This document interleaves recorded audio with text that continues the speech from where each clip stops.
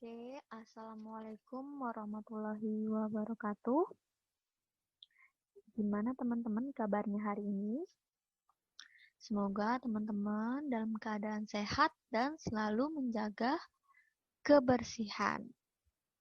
Sebelum memulai pelajaran hari ini, mari kita berdoa terlebih dahulu agar ilmu yang didapatkan menjadi berkah baik di dunia dan di akhirat. Berdoa dimulai.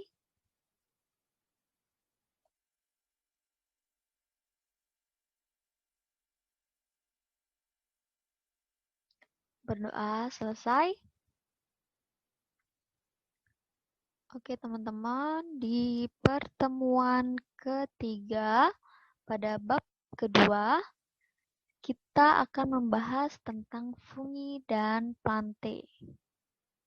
Sebelumnya, Ibu ingin flashback dulu nih.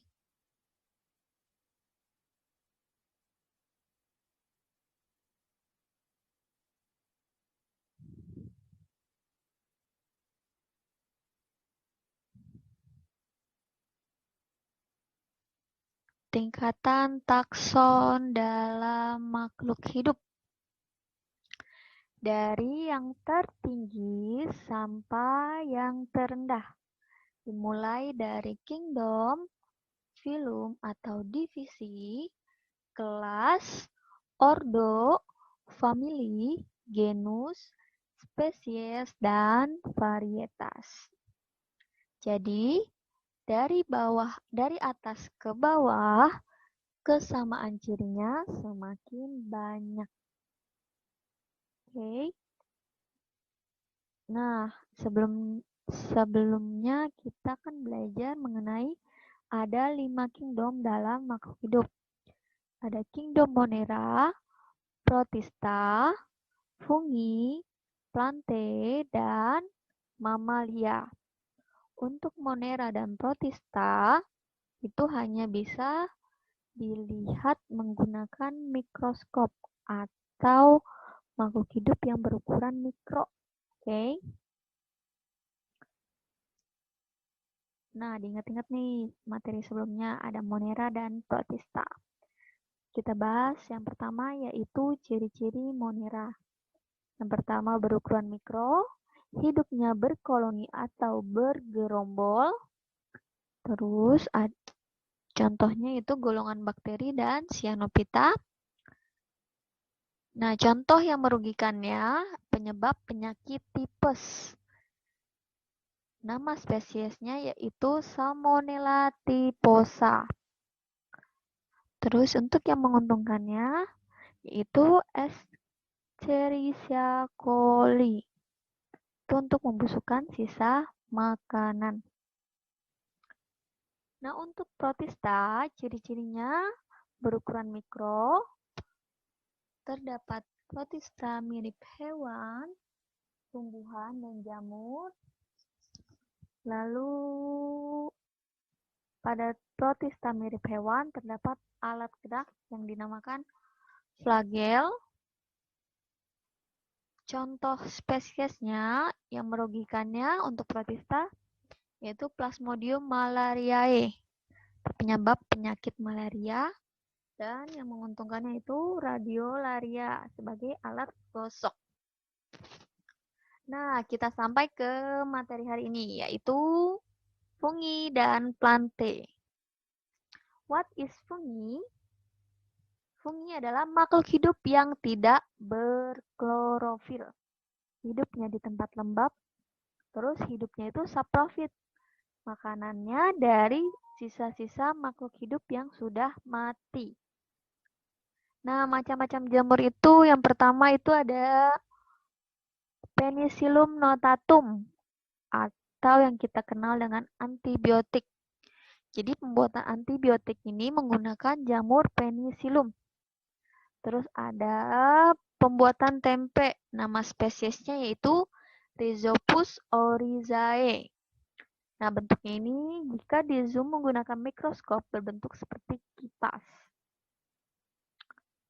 Lalu ada Volvariella volvaceae atau jamur merang. Ini yang biasa teman-teman makan sehari-hari atau yang biasa digunakan untuk jamur crispy. Ada Auricularia polytricha. Ini dinamakan jamur kuping yang biasa untuk sayuran. Lalu ada Aspergillus wenti. Jamur ini biasanya untuk pembuatan kecap. Oke, teman-teman bisa ingat? Ada Penicillium rhizopus volvaria, terus ada Auricularia, ada Aspergillus wenti. Next, kita ke materi selanjutnya yaitu plante. What is plante? Plante adalah makhluk hidup yang berklorofil. Kalau jamur tidak berklorofil, kalau plante berklorofil dan mampu melakukan fotosintesis. Macam-macam plante itu ada 3. Ada lumut, ada paku, dan ada tumbuhan berbiji. Lumut namanya Bryophyta, tumbuhan paku namanya Pteridophyta, untuk tumbuhan berbiji dinamakan Spermatophyta. Jika teman-teman bingung menggunakan lumut dan paku, ingat saja paku depannya huruf P, berarti bahasa Latinnya itu Pteridophyta, depannya P juga. Kita ke yang pertama yaitu Bryophyta atau lumut. Ciri-cirinya mempunyai batang dan daun sederhana. Jadi belum bisa nih dibedakan antara batang dan daunnya. Terus akarnya berupa rizoid atau belum sempurna. Pergiliran keturunannya yaitu fase gametofit dan sporofit. Alat perkembangbiakan jantan dinamakan antheridium dan betina dinamakan archegonium.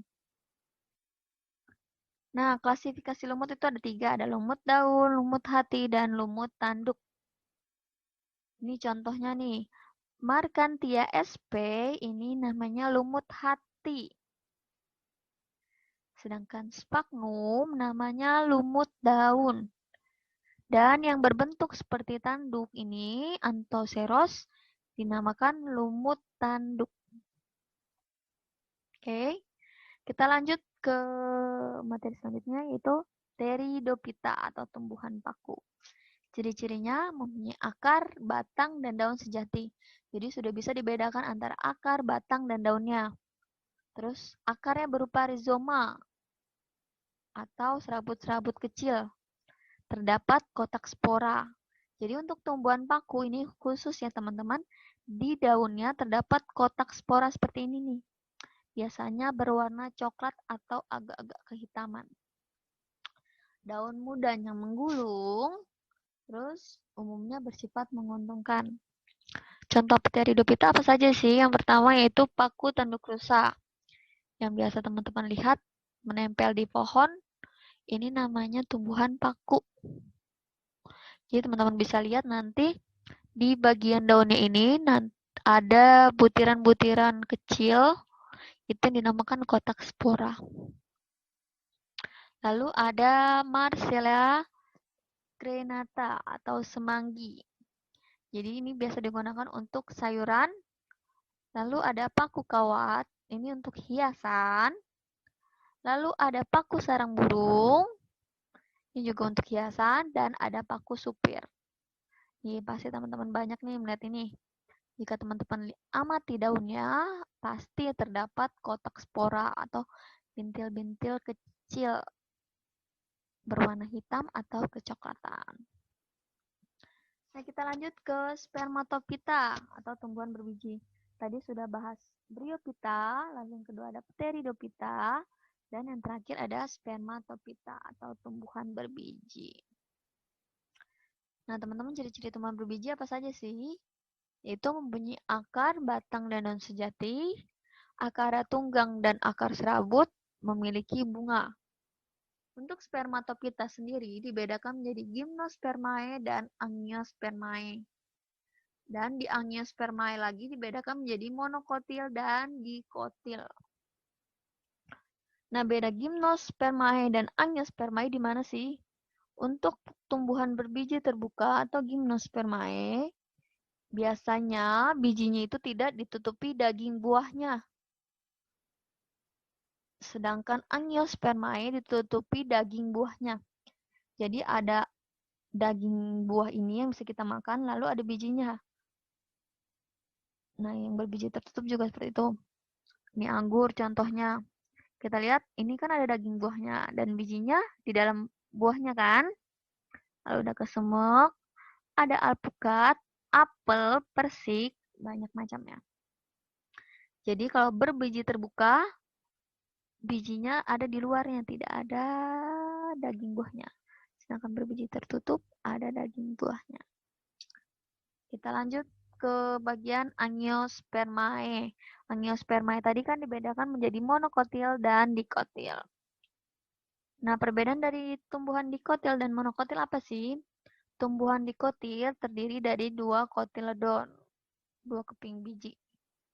Sedangkan monokotil hanya 1 kotiledon, 1 keping biji. Untuk tumbuhan dikotil, pertulangan daunnya menjari atau menyirip, sedangkan monokotil pertulangan daunnya sejajar. Untuk tumbuhan dikotil juga ada kambium dan berkas pengangkutnya melingkar. Jadi tersusun rapi ya. Sedangkan di monokotil ini tidak ada berkas pengangkut. Tidak ada kambiumnya. Dan berkas pengangkutnya tersebar atau tidak rapi. Bagian bunga dikotil kelipatan 2, 4, dan 5. Sedangkan monokotil kelipatan 3. Dikotil itu umumnya berakar tunggang, sedangkan monokotil berakar serabut. Kita lanjut ke contoh monokotil dan dikotil. Monokotil itu apa? Berakar serabut, dikotil berakar tunggang.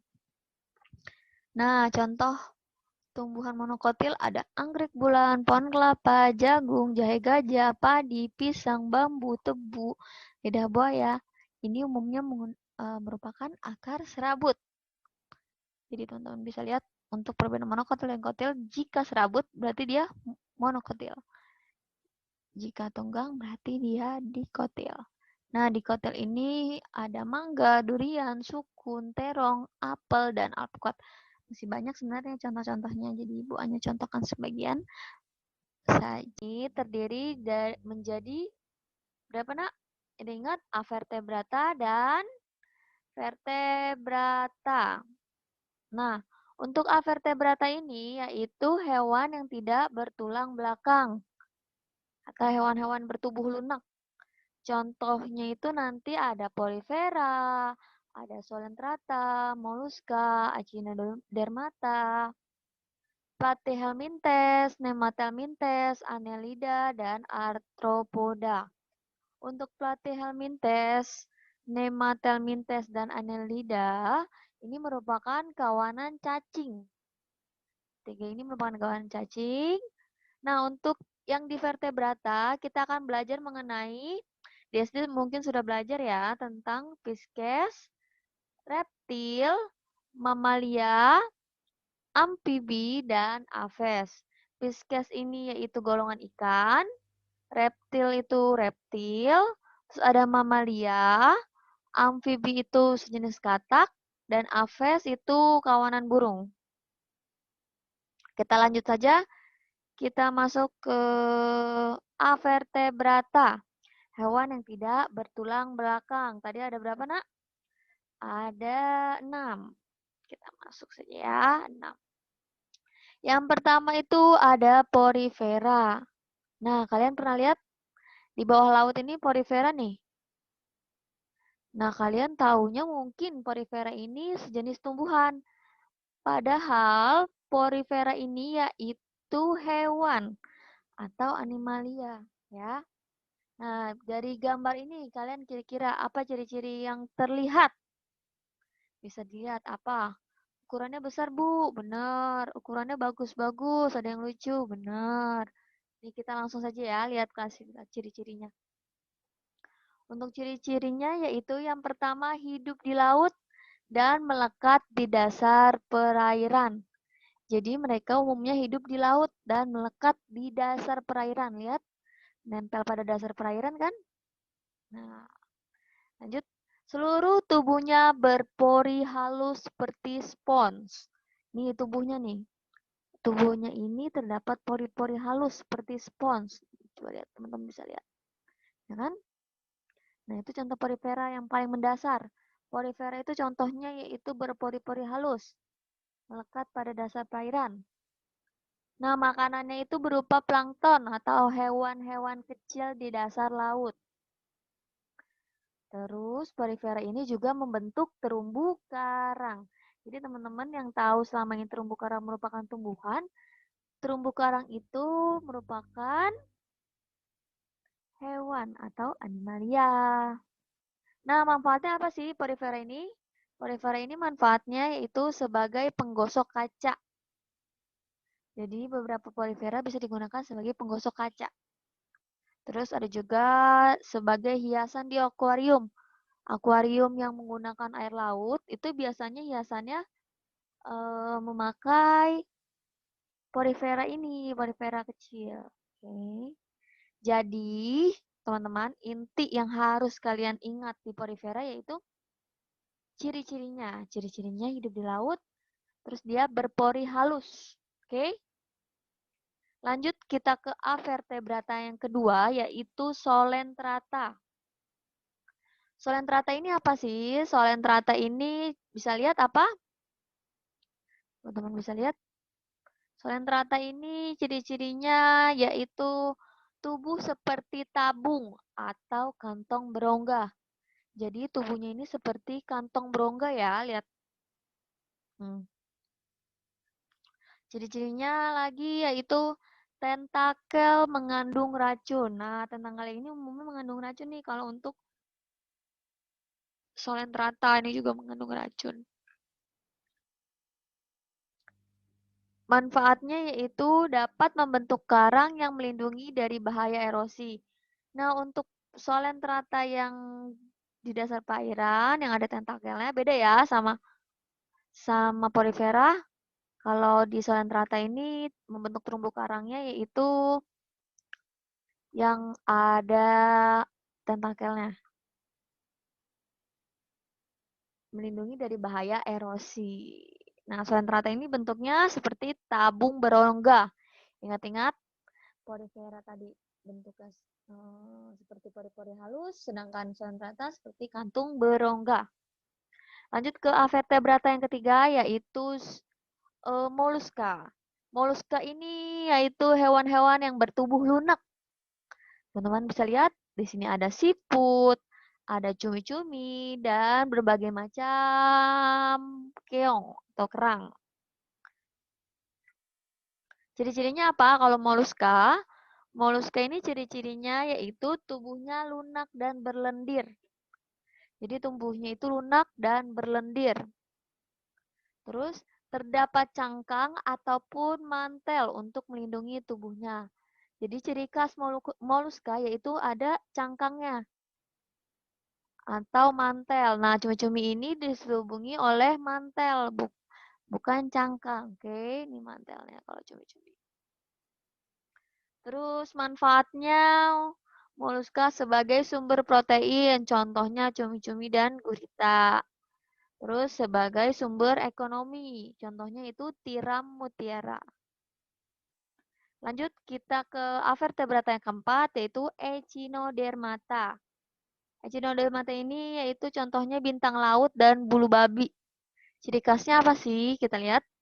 Ciri khasnya itu tubuhnya tertutupi duri. Nih, contohnya bulu babi. Tubuhnya tertutupi duri. Lalu alat gerak kaki ambulakral. Maksudnya kaki ambulakral apa? Kaki ambulakral ini kaki yang berada di telapak bintang laut ini. Jadi misalnya kalian pernah megang bintang laut, di balik itu ada kaki-kaki seperti lubang-lubang kecil, itu kaki ambulakral. Manfaatnya apa sih Echinodermata? Sebagai hiasan. Jadi Echinodermata ini sebagai hiasan. Masuk ke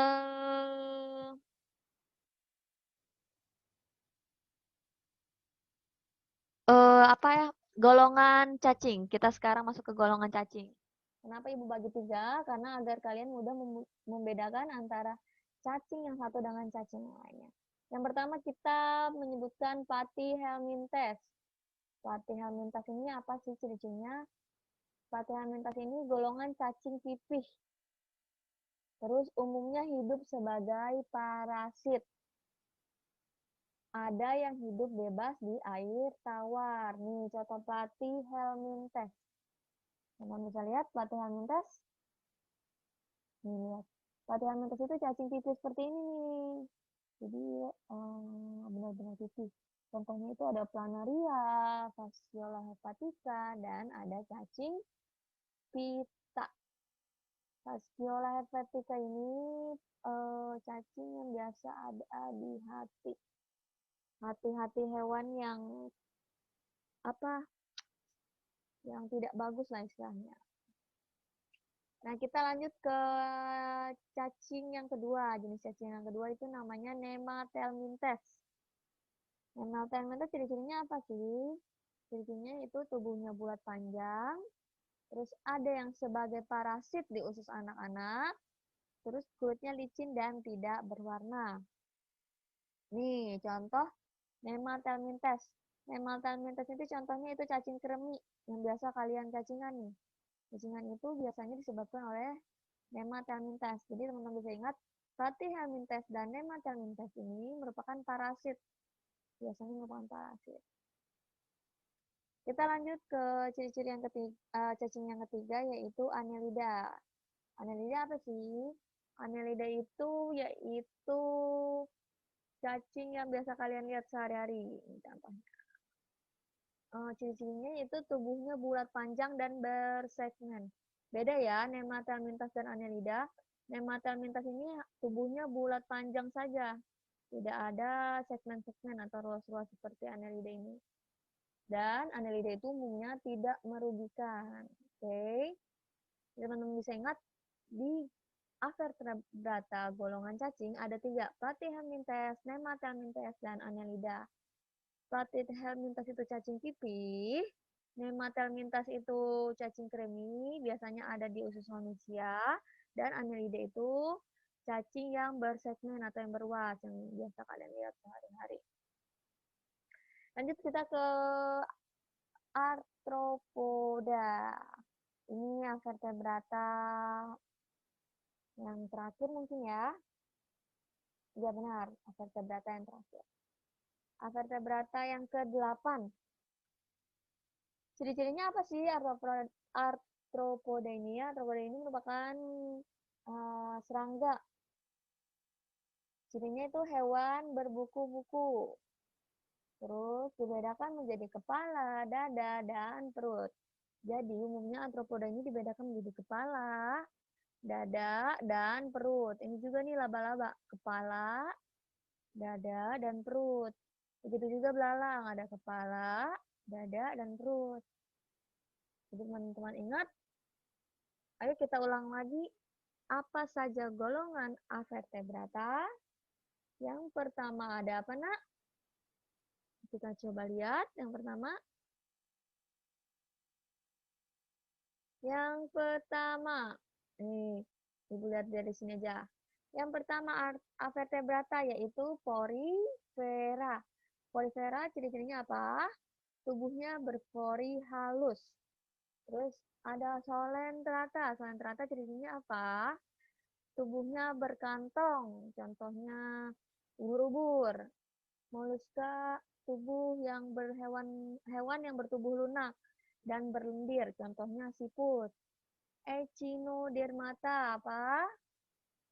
Hewan yang memiliki duri di tubuhnya. Contohnya bulu babi dan bintang laut.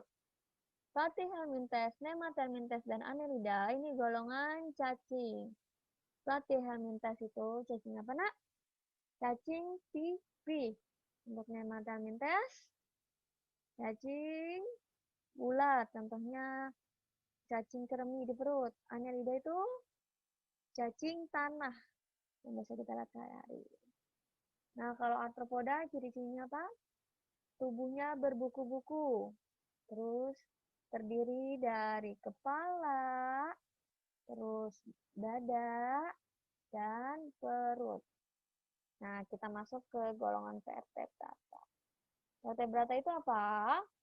Vertebrata itu hewan yang mempunyai tulang belakang. Kalau A itu tidak mempunyai, avertebrata tidak mempunyai, sedangkan vertebrata hewan yang mempunyai tulang belakang. Lanjut, untuk hewan yang punya tulang belakang, yang pertama itu ada Pisces atau golongan ikan. Kalian bisa lihat, ini ada ikan pari, ikan hiu, ikan mas, ikan gurame. Itu namanya Pisces. Umumnya ciri-cirinya apa? Tubuh tertutupi sisik yang basah. Jadi umumnya sisiknya basah. Terus alat pernafasannya berupa insang. Terus mempunyai gelembung renang di dalam tubuh. Alat geraknya sirip dan reproduksinya secara ovipar. Ciri Pisces yang paling penting itu apa? Tubuhnya tertutupi sisik yang basah. Terus mempunyai gelembung renang dan reproduksinya ovipar. Itu ciri-ciri penting yang harus kalian hafal di Pisces atau golongan ikan. Lanjut kita ke amfibi. Amfibi itu apa? Amfibi itu golongan reptil. Ciri-cirinya yaitu salah ralat. Amfibi itu golongan katak. Katak itu ciri-cirinya apa, Nak? Kulitnya tipis dan licin. Jadi amfibi ini kulitnya tipis dan licin. Terus tubuhnya juga berlendir, dapat hidup di dua habitat. Amfibi ini dapat hidup di dua habitat. Reproduksinya secara ovipar atau bertelur. Terus lanjut ada reptil. Reptil itu apa? Reptil itu yaitu ciri-cirinya tubuhnya tertutupi sisik yang kering. Jadi kalau misalnya Pisces itu sisiknya basah, sedangkan reptil itu sisiknya kering. Terus umumnya berjalan melata. Nih, jadi teman-teman kalau kura-kura itu termasuk reptil. Oke. Penyu juga reptil. Terus ada apa? Iguana reptil, buaya, terus ada tuatara. Ada apa lagi, Nak? Ada ular. Jadi hewan-hewan yang melata itu digolongkan ke dalam reptil.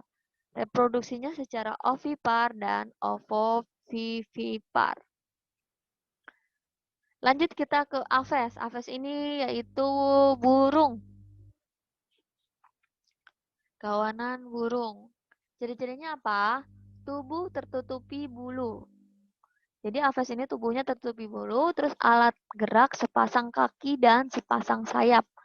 Aves ini umumnya mempunyai sayap, terus bernafasnya dengan paru-paru dan pundi-pundi udara. Reproduksinya secara ovipar atau bertelur. Kita lanjut ke mamalia. Mamalia itu kita termasuk golongan mamalia. Mamalia itu ciri-ciri umum, ciri-ciri khasnya itu yaitu hewannya itu menyusui anaknya dan melahirkan secara vivipar. Mamalia. Nah, teman-teman bisa bedakan ya. Mamalia itu tubuhnya tertutupi rambut, sedangkan Aves tertutupi bulu. Nah, teman-teman kan biasanya bilang monyet itu berbulu atau berambut sih. Nah, monyet itu yaitu berbulu, bukan berambut ya teman-teman. Nih, teman-teman bisa bedakan antara bulu dan rambut. Bulu itu terdiri dari fane dan rakis. Jadi bulu itu umumnya bentuknya seperti ini nih. Ada cabang-cabangnya seperti pohon ya, pohon. Atau seperti daun. Bulu ini bentuknya seperti ini. Nah, kalau rambut itu hanya terdiri dari satu helai. Nah, teman-teman bisa lihat di hewan-hewan ini umumnya mempunyai rambut kan, hanya satu helai saja. Jadi mamalia itu mempunyai rambut. Jadi kayak singa itu mempunyai rambut, terus ada kuda, mempunyai rambut, terus ada apa lagi? Macan itu juga mempunyai rambut.